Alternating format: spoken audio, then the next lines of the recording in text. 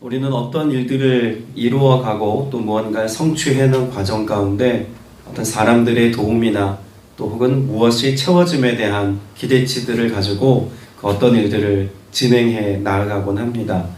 그러나 실상 우리에게 큰 도움이 될 것으로 여겼던 어떤 사람이 실상 큰 도움이 되지 못하면 우리는 그 일들을 감당함에 무력감에 빠지거나 또 실망하기도 하죠.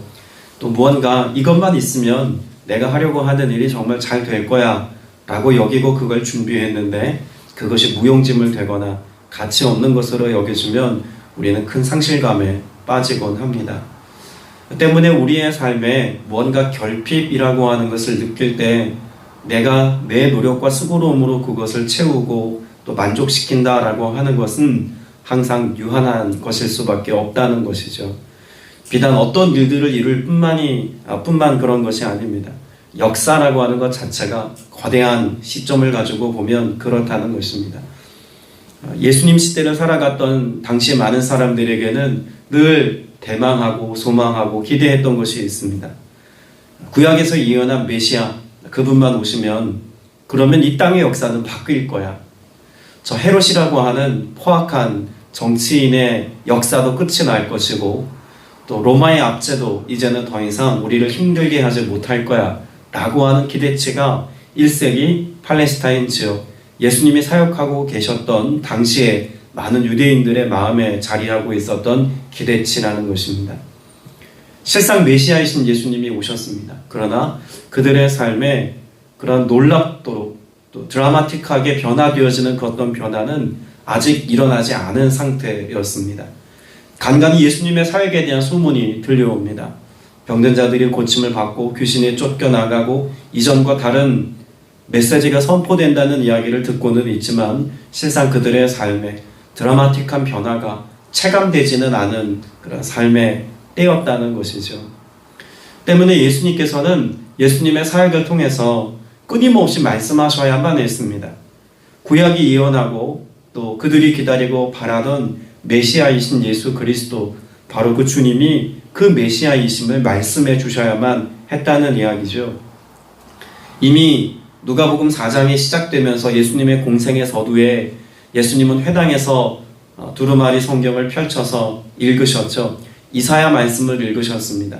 그래서 누가복음 4장 18절 이하 말씀에 보면 이사야의 예언을 따라서 예수님이 행하실 여러 사역들을 열거하고 이것이 오늘 너희의 귀에 응하였느니라 라고 하는 말씀을 통해서 많은 유대인들이 기다리는 메시아가 바로 예수님이신 것을 스스로 말씀하기도 하셨습니다. 그렇게 이사야 말씀을 인용하신 예수님께서는 4장을 지나서 5장, 6장, 7장에 이르기까지 예수님은 산상수훈의 말씀을 말씀하기도 하셨고 또 평지 설교를 통해서 진리를 가르치셨습니다. 또 수많은 무리들이 예수님의 그런 기적과 이적을 기대하고 나와왔을 때 병자들을 고쳐주셨고 또한 예수님께서는 귀신 들린 자들이 회당에 있을 때 그들을 고치셔서 권세 있는 하나님의 아들 되심을 증명하기도 하셨습니다. 오늘 우리가 읽은 본문 7장에 기록되어져 있는 사건 가운데 11절 이하에 기록되어져 있는 나인상에서의 사건은 바로 그런 예수님의 메시아 되심을 가장 극명하게 드러내어주는 특별한 사건이라고 볼 수가 있죠. 왜 그렇습니까? 죽은 자가 살아났기 때문에 그렇습니다. 예수님의 부활을 예고하는 사건이기도 했고 또 예수님이 곧 창조주시다라고 하는 사실을 잘 드러내주는 말씀이기 때문에 그렇습니다. 오늘 우리가 이 말씀의 내용을 살펴보면서 우리에게도 어떤 시선이 필요할까요? 이 나인성 과부에게 예수님이 그 아들을 회복시켜 주셔서 다시 살게 하셔서 그 슬픔과 두려움과 낭망의 문제를 해결하신 것처럼 우리의 삶에 스스로 두려워하고 또 슬픔이라고 여겨지는 그 문제들에 대해서 주님이 우리의 삶에 찾아오실 때 이와 같은 놀라운 회복의 역사가 있다는 것과 또 주님이 우리에게 결국에 주려 하시는 것은 죄의 문제를 해결하시고 그 가운데 우리에게 영원한 생명의 자리로 이끌어 가시는 은혜가 있다는 사실을 말씀을 통해서 우리가 볼 수 있어야만 할 것입니다. 11절 말씀에 보면 그 후에 예수께서 나인이란 성으로 가실새 제자와 많은 무리가 동행하더니 라고 말씀합니다. 예수님이 계셨던 곳은 가버나움이죠. 이 가버나움에서 예수님께서는 약 한 40km 정도 되어지는 먼 나인이라고 하는 성읍까지 예수님이 가십니다. 많은 무리가 따라왔죠. 여러분, 나인이라고 하는 이 성이 갖고 있는 의미가 좀 각별합니다. 나인, 어떤 의미를 갖고 있는 지명일까요? 굳이 번역하자면 즐거움, 또 기쁨 이런 뜻이 있고요. 또 아름답다, 또 충족되다, 예쁘다, 뭐 그런 좋은 의미를 다 담고 있는 단어가 나인이라고 하는 단어입니다. 나인이라고 하는 이 성읍은요, 이스라엘에 가면 헐몬산이라고 하는 높은 만년설이 쌓여있는 산이 있습니다. 그래서 그 지역은 중동 지역이니까 눈이 없을 거야 라고 생각하지만 이스라엘 가면 헐몬산에는 그 만년설이 있습니다. 그 헐몬산 그 비탈길을 내리막 삼아서 있는 지형이 나인이라고 하는 곳인데, 정확하게는 모르겠습니다만 아마 헐몬산에서부터 흐르는 만년설의 그런 물줄기를 따르는 곳이어서 꼭 에덴 동산 같은 느낌을 자아내는 어떤 지형이지 않았을까 생각해 봅니다. 때문에 에덴 동산을 떠올리게 할 만한 이 모든 단어적 의미를 다 함축하고 있는 나인이라고 하는 성읍, 여러분, 이곳에 예수님이 지금 오고 계시다라고 하는 사건을 우리가 좀 유념해서 볼 필요가 있습니다. 왜냐하면 지금 이 나인성에서 예수님이 맞이한 것은 무엇이기 때문에 그렇습니까? 12절에 보니까 성문에 가까이 이르실 때에 사람들이 한 죽은 자를 메고 나오니 라고 말합니다. 나인이라고 하는 지명 자체가 에덴 동산 같은 곳, 혹은 즐거움, 기쁨, 아름다운 것, 만족스러운 곳이라고 하는 지명으로 예수님이 오셨는데, 거기서 마주하신 것은 죽음입니다. 우리가 창세기 말씀을 대면해 보면 에덴 동산에서 하나님이 세상의 모든 아름다운 것과 세상의 모든 충족할 만한 것들을 에덴 동산에 다 두셨죠. 그러나 인간은 죄로 인하여서 그 에덴 동산을 상실합니다. 그리고 찾아온 것이 무엇입니까? 죽음이죠. 죄의 결과로 찾아온 인류가 직면하게 된 가장 큰 슬픔 중에 하나가 바로 죽음이라는 것입니다. 예수님께서 지금 나인성으로 들어와 죽음과 직면하신 장면은 바로 그와 같은 창세기의 한 장면을 떠올리게 하기에 충분한 장면이라는 겁니다. 더불어 12절에 보면 그런 죽은 자에 관하여서만 말씀하고 있는 것이 아니라 한 어머니에게 스포트라이트가 비춰집니다. 그러니까 죽음을 직면하고 있는 그런 어머니의 모습은 인간이 당면하게 된 죽음으로 인한 큰 슬픔과 상실감과 아픔, 그 모든 것들을 함축하여 보여주고 있는 장면 아닙니까? 죽음을 바라보고 있는 한 여인의 시선으로 세상을 바라보자면 그것이 아무리 에덴 동산 같은 곳이어도, 그것이 나인이라고 하는 지명의 이름과 걸맞지 않는 삶이라고 하는 것 정도는 우리가 충분히 생각해 볼 수 있는 내용이라는 것입니다. 특별히 이 어머니가 지금 당한 슬픔은 어느 정도였을까요? 독자입니다. 지금 죽은 사람이 이 과부의 독자입니다. 그리고 남편이 없는 과부입니다. 그러니까 지금 이 여인에게 있어서는 전부를 잃어버렸다고 해도 과언이 아닐 만큼의 상실감 아니겠습니까? 그 슬픔과 그 아픔을 고스란히 보여주고 있는 장면이 바로 그와 같은 과부의 모습이라는 거예요. 그런데 예수님께서 그 과부를 바라보시는 시선이 오늘 우리를 향한 주님의 시선과 꼭 닮아있다라고 볼 수 있습니다. 주께서 과부를 보시고 불쌍히 여기사라고 말씀하죠. 그리고 울지 말라라고 말씀합니다. 우리말에 보면 불쌍히 여기사라고 하는 것이 예수님께서 애틋한 마음을 가지고, 야, 저렇게 과부가 아들을 잃었으니 얼마나 슬플까, 그저 정서적으로 공감하는 정도를 의미하는 말씀이 아닙니다. 여기 불쌍히 여기사라고 하는 말은 창자가 끊어질 것 같은 아픔을 느끼셨다라는 뜻입니다. 그것이 예수님께서 불쌍히 여기사의 말입니다. 예수님께서 죄를 대면하시는 모습, 인간이 죄의 문제를 해결하지 못한 채로 에덴을 상실한 채로 살아가는 삶의 모습을 바라보시는 예수님의 시선이 지금 어떠하다는 것입니까? 마치 독자인 이 아들을 잃어버린 과부를 보시면서 예수님이 느꼈던 그 마음과 우리 인류를 바라보시는 예수님의 마음이 동일하다라고 하는 것을 우리가 이해하고 본문을 본다면 예수님의 슬픔은 단지 한 인생, 한 가정을 향한 슬픔이기만 하지 않는다는 것을 알 수가 있죠. 근데 놀라운 건 뭘까요? 주님은 그렇게 우리 인생에 다가온 죄로 인해서 죽음이 다가오고 고통과 탄식의 문제가 다가온 이것을 그저 바라보시고 위로하시는 정도가 아니라 뭐라고 말씀하시냐면 울지 말라라고 말씀합니다. 여러분, 예수님께서 울지 말라라고 선포하시는 이 선포는요, 예수님께서 이 문제에 관하여서 무심히 지나가지 않으시겠다는 말씀입니다. 이 여인의 눈물에 관하여서 방관하지 않으시겠다는 것입니다. 이 여인의 슬픔에 개입하셔서 하나님이신 예수 그리스도께서 이 죽음의 문제조차도 해결하시겠다라고 하는 강력한 의지를 나타내 주시는 말씀이 울지 말라라는 말씀 아닙니까? 여러분, 이것은 이 여인에게 있어서는 세상의 그 어떤 것보다도 위로가 되고 소망이 되는 메시지였을 겁니다. 물론 그런 주님의 말씀을 그런 하나님의 능력이 나타남으로 아직 받아들일 상태 아니지만, 그럼에도 불구하고 이 말씀이 정말 눈물이 그치고 아들이 살아난다면 여인에게 있어서는 그 어떤 것보다 위대한 하나님의 역사에 대한 체험인 동시에 자신의 삶에 가장 결핍의 문제를 해결한 놀라운 사건 아닙니까? 14절 말씀에 보면 예수님께서는 울지 말라 말씀하시고 난 뒤에 가까이 가서 그 관에 무엇 하십니까? 손을 대십니다. 그럼 유대인 사회에서 관에, 시신이 그것도 있는 관에 손을 댄다는 것은 있을 수 없는 일입니다. 왜냐하면 시신에 손을 대는 것은 부정한 행위로 여겨져서 장례를 맡은 이가 아닌 어떤 사람이 시신에 손을 대는 것을 부정하게 여겨서 율법에 저촉하여서 누구도 관이나 혹은 시신에 손을 대려고 하지 않았습니다.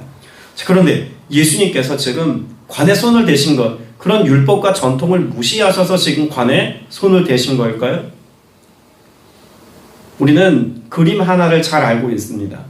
천지창조라고 하는 그림을 보면 하나님의 손과 인간의 손이 맞닿는 그런 장면의 그림을 여러분 아시지 않습니까? 저는 오늘 본문에 기록되어져 있는 예수님이 관에 손을 대시는 장면이 꼭 그것과 같다고 생각됩니다. 생명이신 예수님께서 죽음을 향하여서 손을 내미셨습니다. 어둠을 향하여서 빛이신 예수님께서 손을 대신 겁니다. 마치 천지창조 때에 하나님께서 빛이 있으라 라고 말씀하시는 그때에 그 말씀으로 인하여 빛이 생겨났던 것처럼 죽음을 향하여 예수님께서 손을 대심에 이미 그 죽음의 권세가 해결되어지고 생명 되신 예수님의 그 놀라우신 은혜의 사건이 지금 죽은 자에게 스며드는 은혜의 사건이라고 보여진다는 것입니다. 그리고 주님이 명령하시고 선포하시죠. 청년아, 내가 내게 말하노니 일어나라. 여러분, 예수님의 이와 같은 선포가 앞서 제가 전제했던 천지창조 때 하나님께서 빛이 있으라 라고 말씀하셨던 그 말씀의 내용과 같다고 보여지는 것입니다. 예수님께서 지금 하려고 하시는 이 사역은요, 그런 점에서 우리의 삶에 하나님이 창조주시다라고 하는 사실을 명확하게 보여주시고, 하나님이신 그분이 우리의 삶에 행하시고 이루실 수 있는 일은 우리가 생각하는 것과 전혀 다른 차원의 것임을 명확하게 보여주는 말씀이라고 볼 수 있습니다.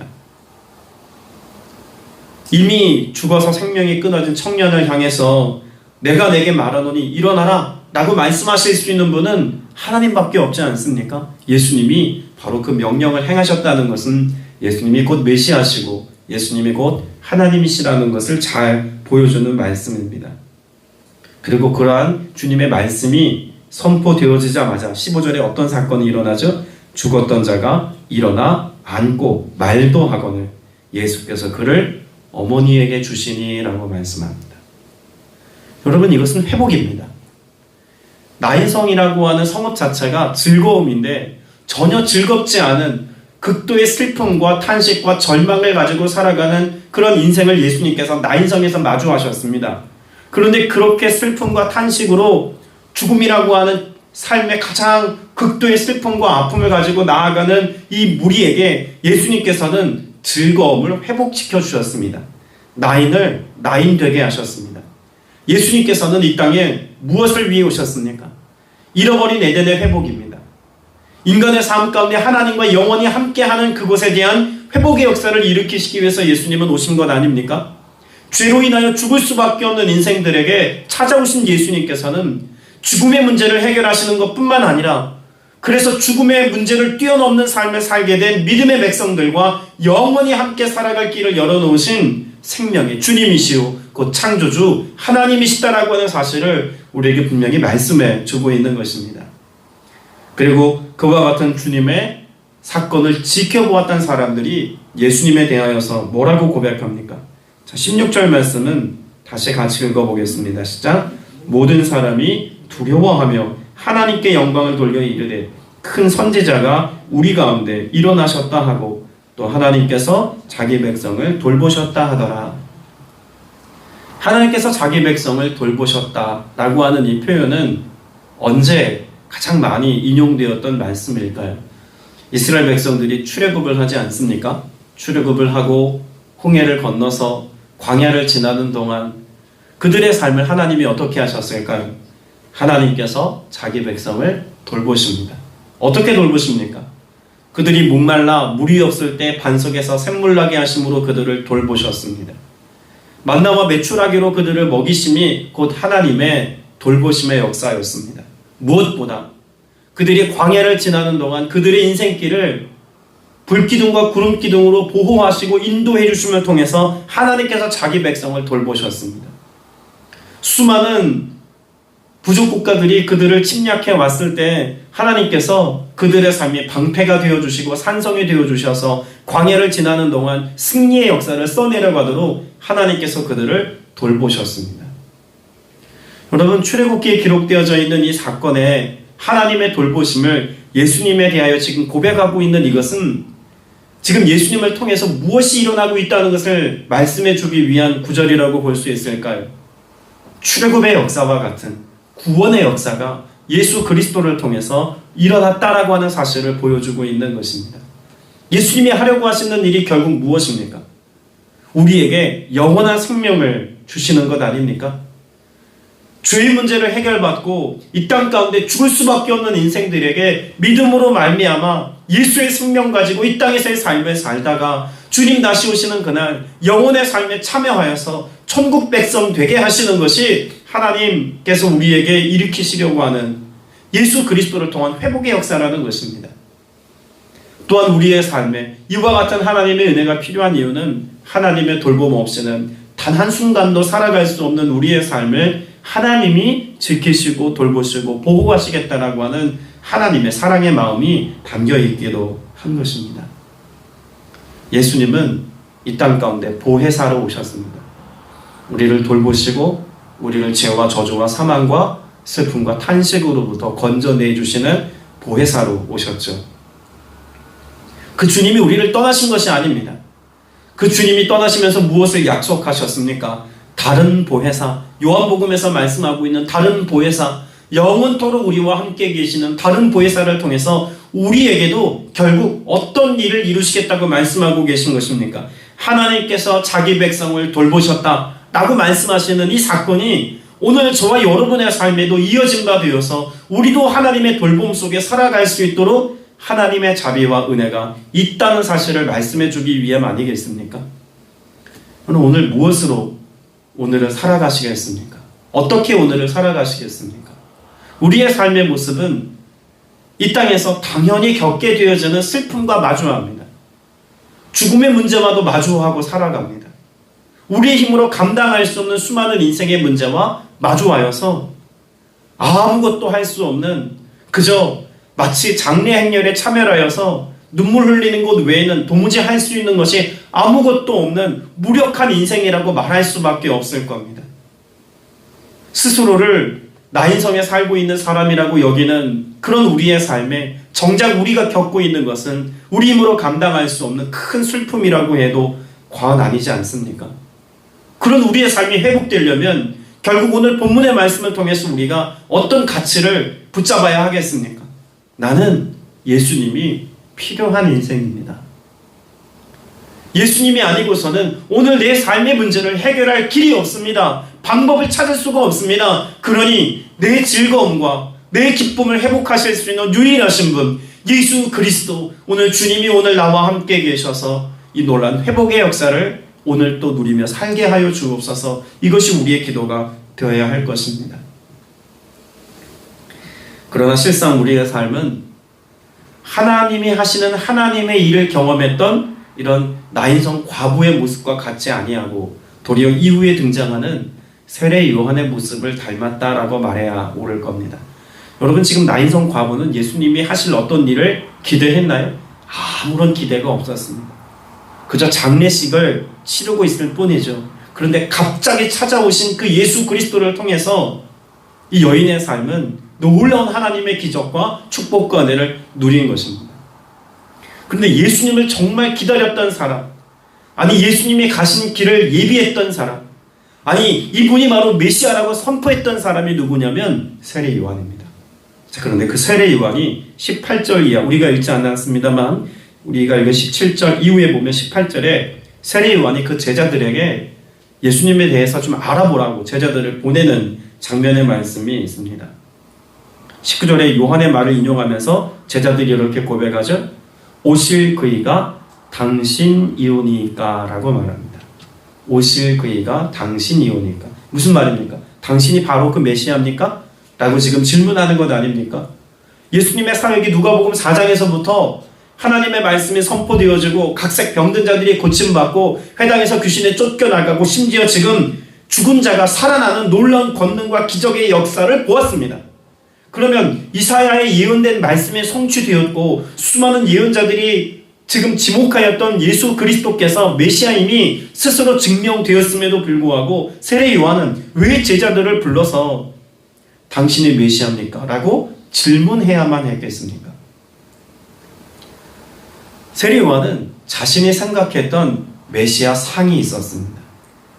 그 메시아는 어떤 메시아냐면 이와 같은 권능과 기적을 행할 뿐만 아니라 정치적 억압으로부터 해방시켜줄 메시아인 동시에 억울하게 갇힌 자, 눌린 자, 이들의 삶에 대해서 해방을 선포할 메시아였습니다.